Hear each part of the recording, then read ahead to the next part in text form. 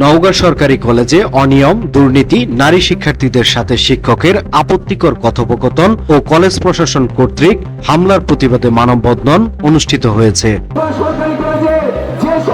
রোববার বেলা 11:30টায় নওগাঁ সরকারি কলেজ চত্বরে কলেজের শিক্ষার্থী ও জুলাই যোদ্ধা সংসদ, আহত ও শহীদদের পরিবারের ব্যানারে ঘণ্টাব্যাপী এ কর্মসূচি পালিত হয়।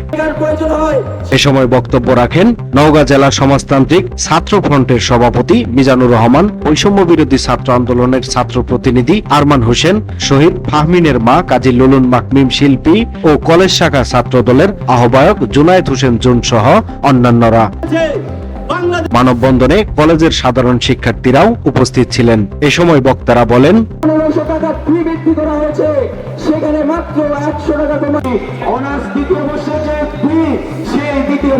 নওগাঁ সরকারি কলেজের অধ্যক্ষ প্রফেসর শামসুল হক, যিনি ফেসবুক মেসেঞ্জারে নারী শিক্ষার্থীদের সাথে আপত্তিকর কথোপকথন করা সহ শিক্ষার্থীদের ওড়না ছাড়া ছবি দেওয়ার আবদার করেন।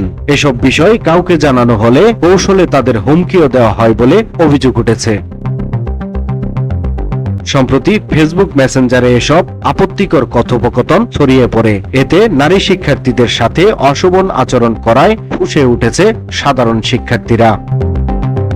কোন শিক্ষার্থী প্রতিবাদ করলে কলেজ প্রশাসন দিয়ে মারধর করা হয়। এছাড়া কলেজে ভর্তি সহ বিভিন্ন অজুহাতে শিক্ষার্থীদের কাছ থেকে অতিরিক্ত ফি নেওয়া হয়। কলেজে শিক্ষার পরিবেশ ফিরিয়ে আনা সহ অধ্যক্ষের শাস্তির দাবি জানানো হয়। নিউজ ডেস্ক, সময়ের কলম।